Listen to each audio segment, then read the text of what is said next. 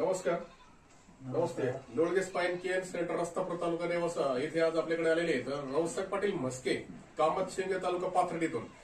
त्यांचा हात ह्या पद्धतीत होता, तो कानापर्यंत जाणं खूप जिगरीचं झालं होतं. आपण त्यांना बोन सेटिंग बॉडी एलिमेंटच्या माध्यमातून 10 मिनिटाची थेरपी दिलेली. याच्यावर त्यांना आपण कशा पद्धतीने रिझल्ट आलाय काय सांगाल काका?